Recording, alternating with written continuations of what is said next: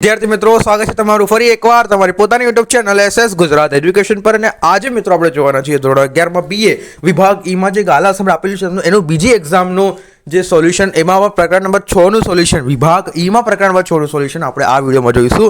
તો વિડીયોને મિત્રો અંત સુધી જોજો. વિડીયો ગમશે તો વિડીયો લાઈક, ચેનલને મિત્રો સબસ્ક્રાઇબ કરવાનું ભૂલતા નહીં. અને જો તમે આખા ગાલા અસાઇનમેન્ટના સોલ્યુશનની PDF મેળવવા માંગતા હોય તો તમને સ્ક્રીન ઉપર દેખાવેલ નંબર પર કોલ કરી દો મિત્રો. આખા ગાલા અસાઇનમેન્ટનું સોલ્યુશન મિત્રો તમને માત્ર ને માત્ર 100 રૂપિયામાં મળી જવાનું રહેશે. તો જરૂરથી કોલ કરીને આ સોલ્યુશનની PDF મિત્રો મેળવી લેજો. ઓકે, તો શરૂ કરીએ આપણું આજનું સોલ્યુશન. એમાં પ્રકરણમાં 6 ના પહેલા નંબરનો પ્રશ્ન છે, કંપનીનો અર્થ આપી તેની લાક્ષણિકતા જણાવો. શું કીધું છે આપણને? કંપનીનો અર્થ આપી, કંપની એટલે શું એવું બધું પૂછ્યું છે. તો એની લાક્ષણિકતાઓ પણ આપણે જણાવવાની છે. અને એ લાક્ષણિકતાઓમાં ગમે તે 8 લાક્ષણિકતાઓ જણાવવાની છે. ઓકે, તો કંપનીનો અર્થ, meaning of the company, meaning of a company. Chief justice માર્શલના મતે કંપની એ અમૂર્ત, અદૃશ્ય અને કૃત્રિમ વ્યક્તિ છે. કંપની એ અમૂર્ત, અદૃશ્ય અને કૃત્રિમ વ્યક્તિ છે જે કાયદાની દ્રષ્ટિએ અસ્તિત્વ ધરાવે છે. તેનું મુખ્ય વિશિષ્ટતા તેનું કાયમી અસ્તિત્વ અને કાયદેસરનું વ્યક્તિત્વ છે. તેનું મુખ્ય કાયમી અસ્તિત્વ અને કાયદેસરનું શું વ્યક્તિત્વ છે. કંપની ધારા 2013 મુજબ કંપની એટલે આ કાયદાના કંપની ધારા હેઠળ આ અથવા અગાઉથી કોઈ પણ કાયદા હેઠળ સ્થાપવામાં આવેલ કંપની. કંપની ધારા 2013 મુજબ કંપની એટલે આ કાયદાની ધારા હેઠળ અથવા અગાઉના કોઈ પણ કાયદા હેઠળ આ સ્થાપનામાં આવેલી કંપની. કંપની એ કાયદાનું સર્જન છે તે બાબત વ્યાખ્યા દર્શાવે છે. કંપની એ શું છે? કાયદાનું સર્જન છે. ઓકે, કંપની એ કાયદાનું સર્જન છે. કંપનીની લાક્ષણિકતાઓ, ઓકે, તે જોઈશું. એક, કાયદેસરનું વ્યક્તિત્વ. ભાઈ, કંપની ધારા અનુસાર કંપની નોંધણી કરાવવા તેને અલગ કાનૂની વ્યક્તિત્વ પ્રાપ્ત થાય છે.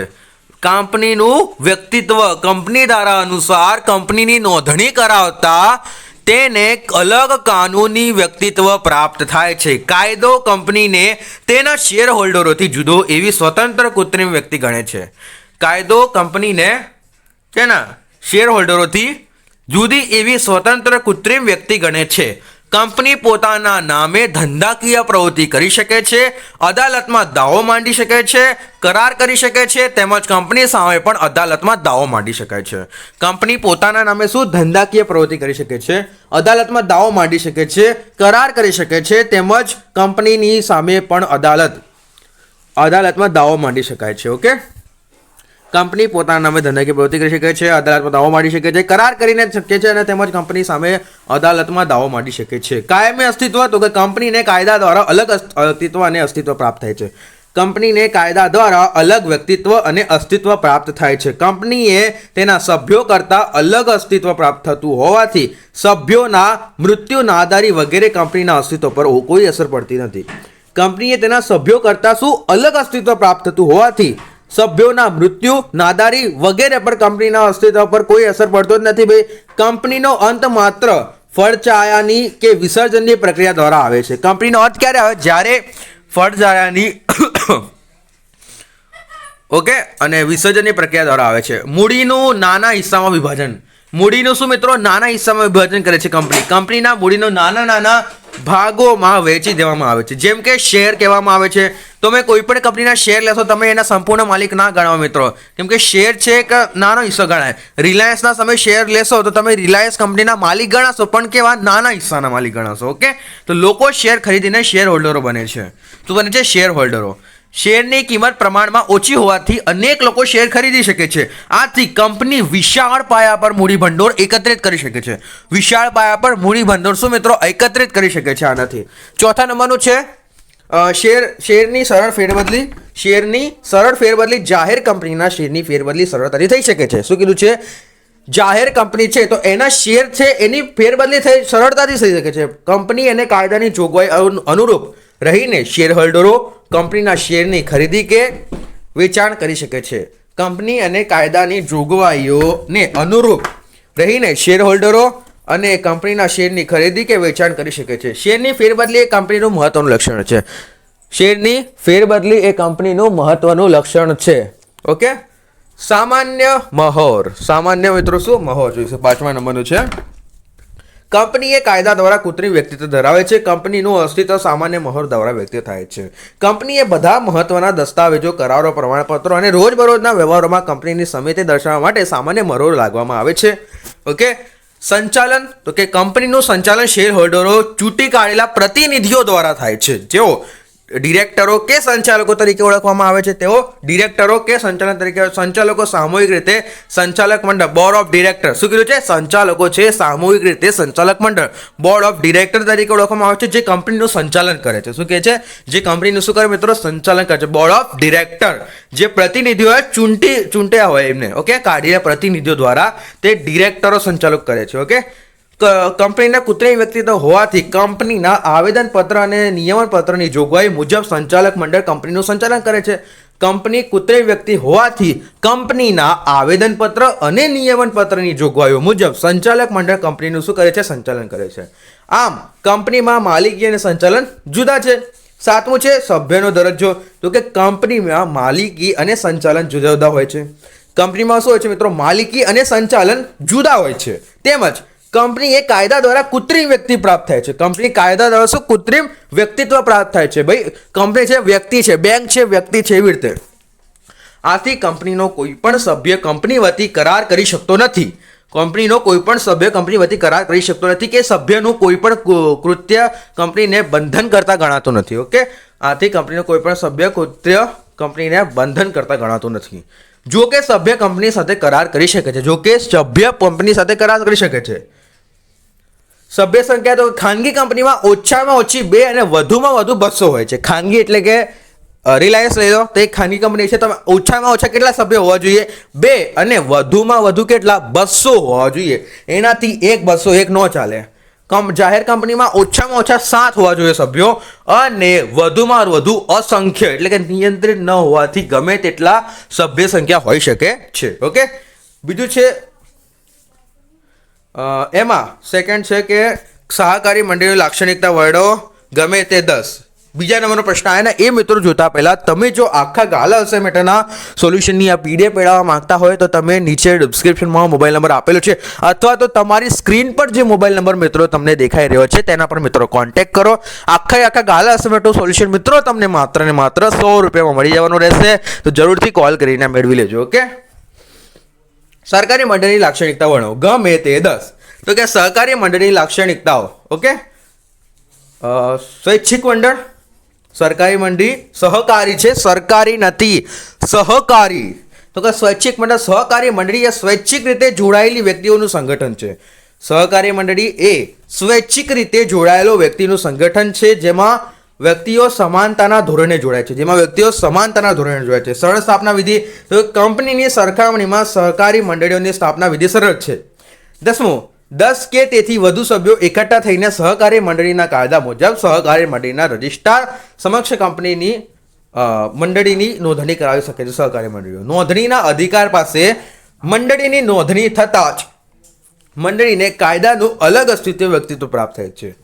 સભ્યોની સમાનતા. તો કે સહકારી મંડળીમાં સભ્યોનો સમાન હક અને સમાન તક પ્રાપ્ત થાય છે. સહકારી મંડળીમાં સભ્યોને સમાન હક અને સમાન તક પ્રાપ્ત થાય છે. મૂડીરોકાણ કે અન્ય કોઈ કારણને લીધે સભ્ય વચ્ચે જાતનો ભેદભાવ રાખવામાં આવતો નથી. સભ્યોને સમાનતા. તો કે સહકારી મંડળીના સભ્યોને સમાન હક અને સમાન તક પ્રાપ્ત થાય છે.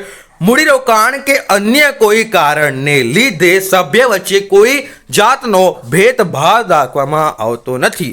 સભ્યો આવે કે જાય તેને મંડળીના અસ્તિત્વ પર કોઈ અસર પડતો નથી. સભ્યો આવે જાય કોઈ મંડળીના સભ્યોને કોઈ અસર પડતો નથી મિત્રો. ઓકે. અલગ વ્યક્તિત્વ. તો કે સહકારી મંડળીના કાયદા હેઠળ નોંધણી થતા અને તેના સભ્યોની જુદી જુદી કૃત્રિમ કાનૂની વ્યસ્તિત્વ અને વ્યક્તિત્વ મળે છે. ભાઈ આ લોકોને જુદી જુદી કાનૂની અસ્તિત્વ અને વ્યક્તિત્વ મળે જ છે. લોકશાહી વહીવટ. તો કે કંપનીના શેર દીઠ, અહીંયા સર દીઠ લખાયું તો શેર દીઠ સુધારી લેજો. શેર દીઠ મતાધિકાર હોય તો પરંતુ સહકારી મંડળીમાં સભ્યોની મતાધિકાર હોય છે. કંપનીના શું હોય? શેર દીઠ મતાધિકાર હોય પરંતુ સહકારી મંડળીમાં સભ્ય દીઠ મતાધિકાર હોય છે. સહકારી મંડળીમાં મૂડીને નહીં પરંતુ માનવીને મહત્વ આપવામાં આવે છે. સહકારી મંડળીમાં મૂડીને નહીં પરંતુ માનવીને મહત્વ આપવામાં આવે છે. સભ્યોએ નક્કી કરેલા કાર્યવાહક સમિતિ મંડળને વહીવટ લોકશાહી પદ્ધતિ કરે છે. સભ્યોને નક્કી કરેલ કાર્યવાહક સમિતિ મંડળીનો વહીવટ લોકશાહી પદ્ધતિએ કરે છે. કાર્યવાહક કે વહીવટી સમિતિ ચૂંટણીમાં દરેક સભ્ય ઉમેદવારી શકે છે, વહીવટમાં ભાગ લઈ શકે છે. ઓકે, કંપનીની તુલનાત્મક સહકારી મંડળીઓ લોકશાહી ઢબે વહીવટ થાય છે. આમ સહકારી મંડળીએ લોકશાહીની તાલીમ શાળા કહેવામાં આવે છે. ઓકે મિત્રો, ઓકે, ત્યારબાદ છે લોકશાહી વહીવટતાવડીઓ. 6થા નંબરનું છે સેવાનો મુખ્ય હેતુ. શું? સેવાનો મુખ્ય હેતુ. તો કે સહકારી મંડળીનો મુખ્ય ઉદ્દેશ નફો નહીં પરંતુ સભ્યોની સેવા છે. મંડળીને ઉપદેશ સભ્યો આર્થિક વિકાસ કરવો અને તેનું શોષણ થતું અટકાવવાનો છે.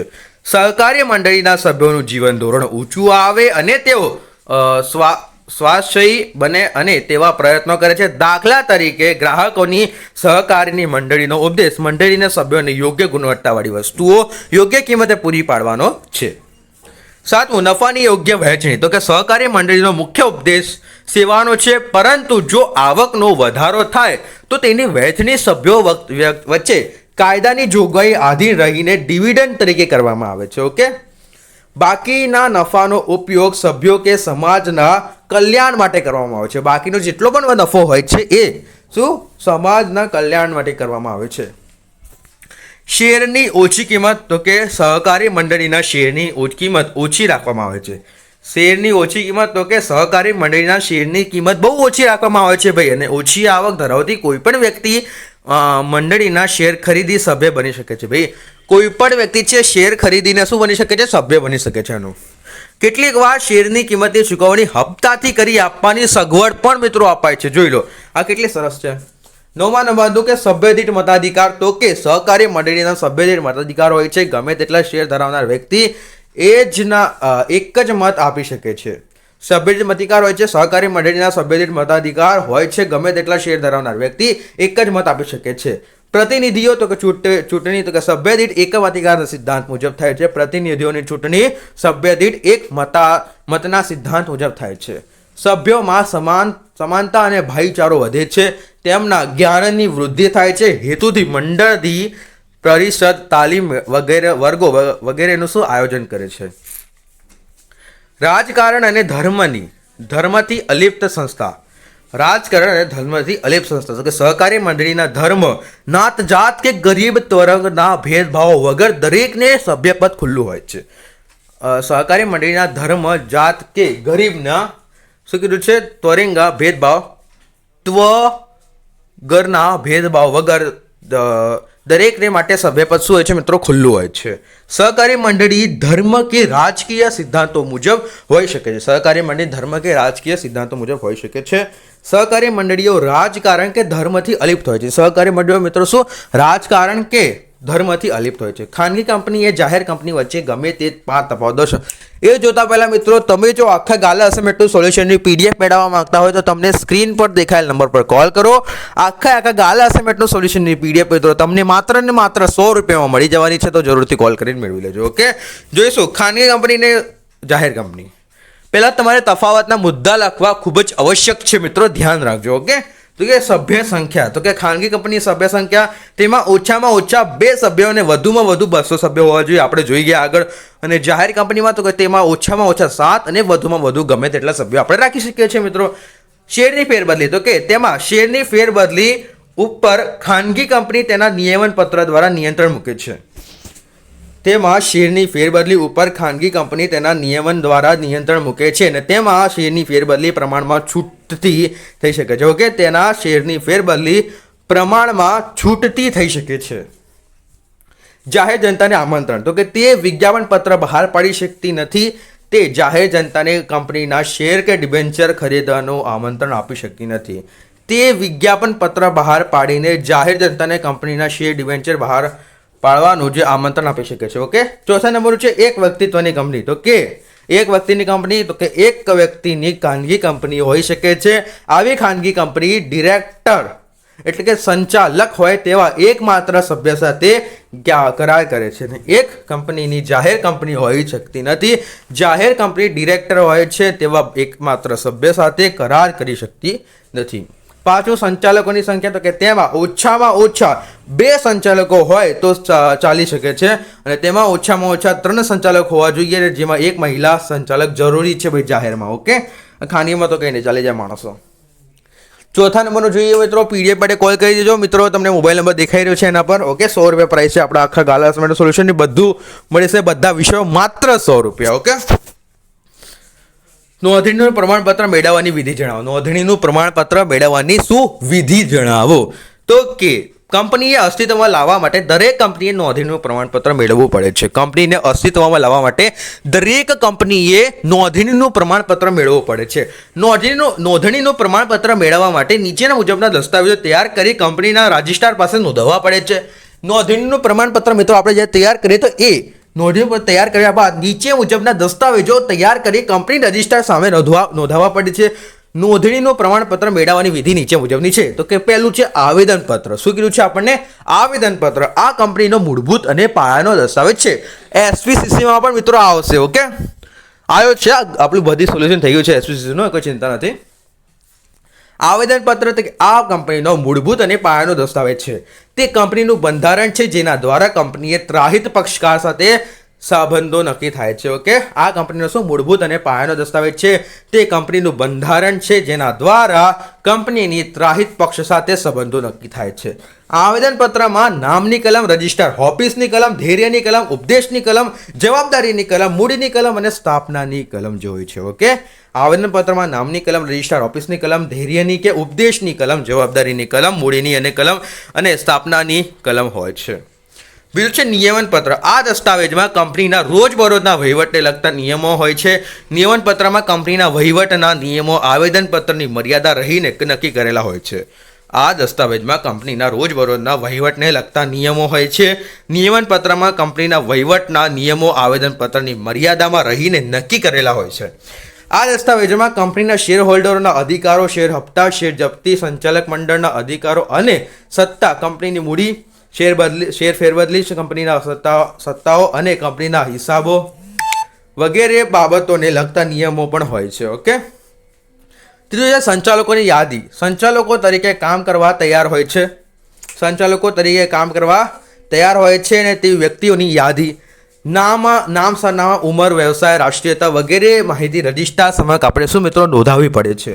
ખાનગી કંપનીમાં ઓછામાં ઓછા 2 અને જાહેર કંપનીમાં ઓછામાં ઓછા 3 સંચાલકો હોવા જરૂરી છે અને જાહેર કંપનીના સંચાલક ઓછામાં ઓછા 1 મહિલા સંચાલક હોવી જરૂરી છે. સંચાલકોની લેખિત સમજ તો કે જેમનું નામ સંચાલક તરીકે જણાવ્યું હોય તો પોતે સંચાલક તરીકે કાર્ય કરવા તૈયાર છે તેવી લેખિત સમિતિ રજિસ્ટ્રાર સમક્ષ નોંધાવવી પડે. પોતે લખી શકે છે એવું લખવું આપણે આપવું પડે. ઓકે, 5મા નંબરનું છે મિત્રો. ઓકે, 5મા નંબરનું કંપનીના હિત અંગેની જાહેરાત. કંપનીના સંચાલકો, મેનેજર, સેક્રેટરી કે ભરનાર જો બીજી વ્યક્તિ કંપનીના હિત સંબંધ ધરાવતી હોય તો તે અંગેનું નિવેદન કંપની રજિસ્ટ્રાર સમક્ષ આપણે શું મિત્રો નોંધાવવું પડે છે. કાયદાની જોગવાઈનું નિવેદન. શું કીધું છે આપણે? કાયદાની જોગવાઈનું નિયમન. તો કંપની ધારા નીચે નોંધણીમાં બધી જ કાયદેસરની વિધિ અને જોગવાઈનું પાલન થતું છે તેમજ તમામ દસ્તાવેજો કંપનીની રજિસ્ટ્રાર સમક્ષ સાથે નોંધાવવા તે અંગેનું નિવેદન નક્કી કરવા ફરેલ ફોર્મમાં રજિસ્ટ્રાર સમક્ષ નોંધાવવું પડે છે. ઉપર જણાવેલ દસ્તાવેજો સાથે જરૂરી નોંધણી ફી ભરવી પડે છે. કંપની રજિસ્ટ્રારને દસ્તાવેજોની ચકાસણી બાદ સંતોષ થાય છે અને તેઓ કંપનીઓના રજિસ્ટ્રારમાં કરે છે. આ વિધિ પૂરી થતાં રજિસ્ટ્રાર નોંધણીનું પ્રમાણપત્ર આપે છે. નોંધણીનું પ્રમાણપત્ર કંપનીને જે તારીખે મળે છે તે તારીખથી કંપની અસ્તિત્વમાં આવે છે. ઓકે, અને કંપનીના રજિસ્ટ્રાર કંપનીનું નોંધણીનું પ્રમાણપત્ર આપે છે તેની સાથે કંપનીના ઓળખ number, okay, corporate identified number આપે છે ને જે કંપનીના ઓળખ ગણાય છે ને તે વિગત પ્રમાણે પ્રમાણપત્રમાં દર્શાવવામાં આવે છે. કંપની રજૂ કરેલ તમામ મૂળભૂત દસ્તાવેજો અને માહિતી પત્રકો કંપનીના વિસર્જન ન થાય ત્યાં સુધી કંપની રજિસ્ટ્રારની ઓફિસ સાચવી રાખવામાં આવે છે. ખાનગી કંપની નોંધણીનું પ્રમાણપત્ર મળ્યા બાદ ધંધો શરૂ કરી શકે છે, પરંતુ જાહેર કંપની ધંધોની શરૂ કરવાનું પ્રમાણપત્ર મેળવવું પડે છે. જાહેર કંપનીને મેળવવું પડે છે, ખાનગી ક્ષેત્રો તરત જ લઈ લે છે ભાઈ. ઓકે, કંપનીના પ્રકારો સમજાવતો કે કંપનીના પ્રકારો મિત્રો આ મુજબ છે, જોઈ લેજો તમે. ખાસ કાયદા દ્વારા અસ્તિત્વમાં આવેલી કંપની, સભ્ય સંખ્યા દ્રષ્ટિએ, વાચસ્વની દ્રષ્ટિએ, નોંધણી સંસ્થાઓ અને આ મુજબ છે. ઓકે, તો આપણે જોઈશું કંપનીનો આમાં ખાસ કાયદા દ્વારા અસ્તિત્વમાં આવેલી કંપની તો કે સેકન્ડરી કંપની કે સંસદ વિધાનસભા ખાસ કાયદો પસાર કરીને આવી કંપનીને અસ્તિત્વમાં લાવે છે. દાખલા તરીકે reserve bank of India, life insurance corporation of India વગેરે. તો કે સભ્ય સંખ્યાની દ્રષ્ટિએ કે form the view point of number of member. તો કે જ્યારે જાહેર કંપની એમાં પબ્લિક કંપની તો કે કંપની ધારા મુજબ જે કંપની ખાનગી કંપની નથી તેને જાહેર કંપની કહેવાય છે. આનો અર્થ એ થાય છે કે કંપનીના સભ્ય સંખ્યા કે શેરની ફેરબદલી પર નિયંત્રણ મુક્તિ નથી અને લોકોને તેના શેર કે ડિબેન્ચર ખરીદવા આમંત્રણ આપી શકે છે. તે કંપની જાહેર કંપની કહેવામાં આવે છે. જાહેર કંપનીના ઓછામાં ઓછા 7 સભ્યો નક્કી થયેલ છે અને વધુમાં વધુ ઉપર કોઈ નિયંત્રણ નથી, અસંખ્ય હોય છે. મિત્રો, જવાબદારીની દ્રષ્ટિએ જાહેર કંપનીના 3 પ્રકારો પાડી શકાય છે. એક છે શેરમૂડી મર્યાદિત જાહેર કંપની, જે જાહેર કંપનીઓના શેર હોલ્ડરોની જવાબદારી તેમને ખરીદેલા શેરની દાર્શનિક કિંમત પૂરતી મર્યાદિત હોય તેવા કંપનીને શેરમૂડીની મર્યાદિત જવાબદારીવાળી કંપની કહેવામાં આવે છે. આવી કંપનીના નામને છેડે લિમિટેડ શબ્દ લખવો પડે છે. બાહેધરીની મર્યાદિત કંપની જવાબદારી કંપની તો કે આ કંપની આ પ્રકારની જાહેર કંપનીના સભ્યોની જવાબદારી તેમને આપેલ બાહેધરીની રકમ પૂરતી મર્યાદિત હોય છે અને કંપનીના વિસર્જન સમયે સભ્યોને આપેલ બાહેધરીની રકમ આપણે ચૂકવવી પડે છે. ખાનગીની કંપની એટલે પ્રાઇવેટ કંપની. ખાનગી કંપની એટલે એવી કંપની કે જેના સભ્યો સંખ્યા ઓછામાં ઓછી 2 અને વધુમાં વધુ 200 મર્યાદિત હોય છે. ઓકે, આવી કંપની શેરની ફેરબદલી ઉપર નિયંત્રણ હોય છે અને આવી કંપનીને જાહેર જનતાને પોતાના શેર કે ડિબેન્ચર ખરીદવાનું આમંત્રણ આપી શકતી નથી. આવી કંપની જાહેર જનતાને પોતાના શેર કે ડિબેન્ચર ખરીદવાનું શું આમંત્રણ આપી શકતી નથી.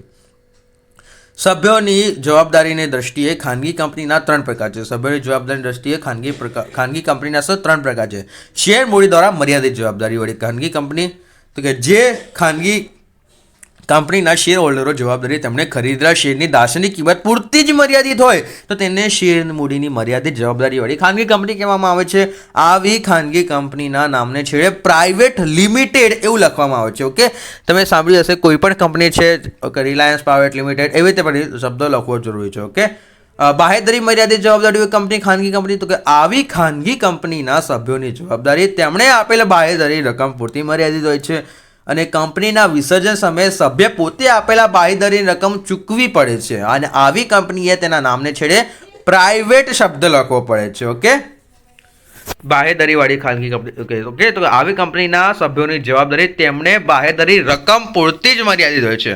કંપનીના વિસર્જન સમયે સભ્ય પોતે આપેલ બાહેધરી રકમ ચૂકવવી પડે છે અને આવી કંપનીના નામને છેડે પ્રાઇવેટ શબ્દ લખવામાં આવે છે. ત્રીજું છે અમર્યાદિત જવાબદારીવાળી ખાનગી કંપની. જે ખાનગી કંપની સભ્યોની જવાબદારી અમર્યાદિત હોય તેવી કંપનીને અમર્યાદિત જવાબદારીવાળી ખાનગી કંપની કહે છે. કંપનીની મિલકતો કરતાં દેવું વધી જાય તો સભ્યોને તેની અંગત મિલકતે જવાબદારી ગણાય છે. આવી કંપનીના વિસર્જન સમયે સભ્ય પોતાની અંગત મિલકતો વેચીને હિસ્સો આપવો પડે છે અને આવી કંપનીને તેના નામનો છે પ્રાઇવેટ શબ્દ લખવો પડે છે. ઓકે, અમર્યાદિત જવાબદારીવાળી ખાનગી કંપનીમાં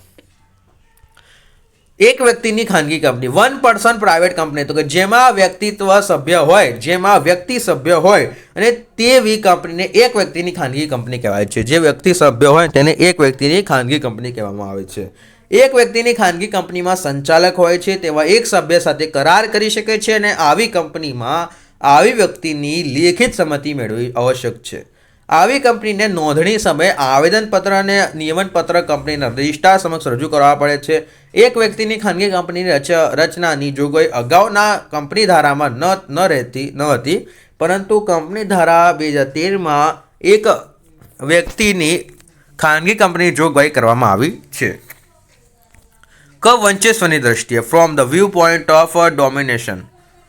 સરકારી કંપની ગવર્મેન્ટ કંપની કંપની ભરપાઈ થયેલ મૂડીમાં ઓછામાં ઓછા 51% મૂડી શેર કેન્દ્ર સરકારની કે રાજ્ય સરકાર કે એક કરતાં વધારે રાજ્ય સરકારોને અથવા કેન્દ્ર અને એક કરતાં વધુ રાજ્ય સરકાર અથવા હોય તેવા કંપનીને રાજ્ય કંપની કહેવાય. દાખલા તરીકે Hindustan steel limited, Ashok hotels limited, Bharat heavy electric limited, bhel. Okay, શાસક કંપની હોલ્ડિંગ કંપની જે કંપની બીજી કંપનીના 50%થી વધુ શેર ધરાવતી હોય તેવી બહુમતી કે બધા સંચાલકોને નિમવાનો અધિકાર ધરાવતી હોય તેને કંપનીની શાસક કંપની કહેવામાં આવે છે.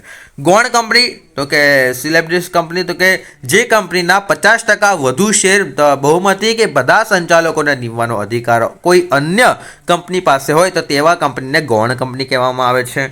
નોંધણીના નોંધણીના સ્થાનની દ્રષ્ટિએ from the view point of place registration ભારતીય કંપની ઇન્ડિયન કંપની તો કે જે કંપનીના સ્થાપના કે નોંધણીને ભારતીય કંપની ધારા મુજબ કે ભારતની સંસદના ખાસ કાયદાની થઈ હોય તેવી કંપનીને ભારતીય કંપની કે દેશી કંપની કહેવામાં આવે છે. ભારતીય કંપની જાહેર કંપની, ખાનગી કંપની કે સરકારી કંપની હોઈ શકે છે. વિદેશી કંપની તો કે ફોરેન કંપની ભારતની બહાર બીજો કોઈ દેશમાં સ્થપાયેલી કે નોંધાયેલી કંપની કે જેની રજિસ્ટ્રાર ઓફિસ ભારતમાં ન હોય તેવી તેમજ જેનું ધંધાનું સ્થળ ભારતમાં આવેલું હોય ને તેવી કંપનીને વિદેશી કંપની કહેવામાં આવે છે. ઓકે. પ્રશ્ન નંબર 6, કંપનીના 5 કાયદા અને 5 મર્યાદાઓ સમજાવો.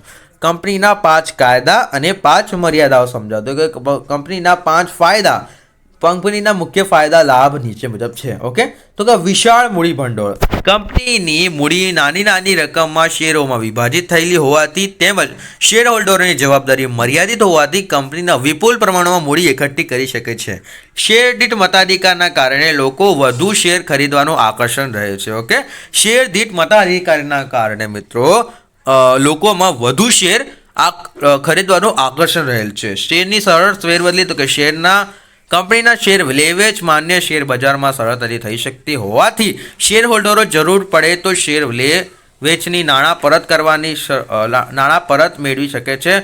જરૂર પડતા શેરની ખરીદી પણ કરી શકે છે. જો કે ખાનગી કંપનીના શેરની ફેરબદલીમાં પણ નિયંત્રણ હોય છે. ત્રીજું છે સભ્યોની મર્યાદિત જવાબદારી. શેર મૂડીથી મર્યાદિત જવાબદારીવાળી કંપનીમાં શેર હોલ્ડરોની જવાબદારી તેમને ખરીદેલા શેરની કિંમત પૂરતી મર્યાદિત હોય છે. કંપનીના ફંચાયા કે વિસર્જન સમયે કંપનીના દેવા ચૂકવવા માટે શેર હોલ્ડરોએ શેરની કિંમત કરતાં વધુ નાણાં ચૂકવવા પડતા નથી. મિત્રો. ઓકે. અલગ વ્યક્તિત્વ અને લાંબુ આયુષ્ય, કંપનીએ કાયદા દ્વારા તેના સભ્યોને જુદું કાયદેસર કૃત્રિમ વ્યક્તિત્વ અને પ્રાપ્ત થાય છે અને તેથી કંપનીએ લાંબુ આયુષ્ય ધરાવે છે. સભ્યના મૃત્યુના આધારે મગજની અસ્તિત્વ, કંપનીના અસ્તિત્વ પર કોઈ અસર થતી નથી. સભ્યો દ્વારા થતી શેરની ફેરબદલી પણ કંપનીના અસ્તિત્વ પર કોઈ અસર થતી નથી. વિશાળ કદના લાભ તો કે કંપનીમાં મોટા પાયા પરના ઉત્પાદન, ખરીદ વેચાણ વગેરેના લાભો મળી શકે છે. ઓકે. તો કે વિશાળ મૂડી ભંડોળ, આધુનિક યંત્રોનો ઉપયોગ, નિષ્ણાતોના જ્ઞાન અને સેવાનો લાભ, સંશોધકના લાભ વગેરેના કારણે ઓછા ખર્ચ અને મોટા પાયા પરના ઉત્પાદન શક્ય બને છે. આમ દેશનો ઝડપી અને આર્થિક વિકાસ શક્ય બને છે.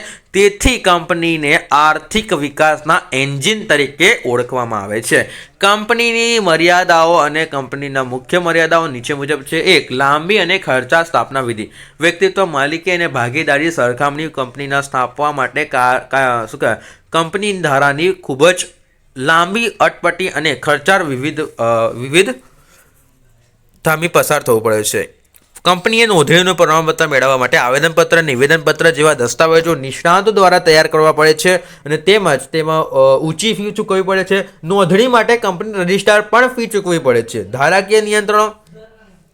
કંપની એ ધારાશાહી વ્યક્તિત્વ છે તે કાયદા દ્વારા અસ્તિત્વમાં આવે છે. કંપની તેના અસ્તિત્વ માટે દરમિયાન કાયદાની અનેક જોગવાઈનું પાલન કરવું પડે છે. ઓકે.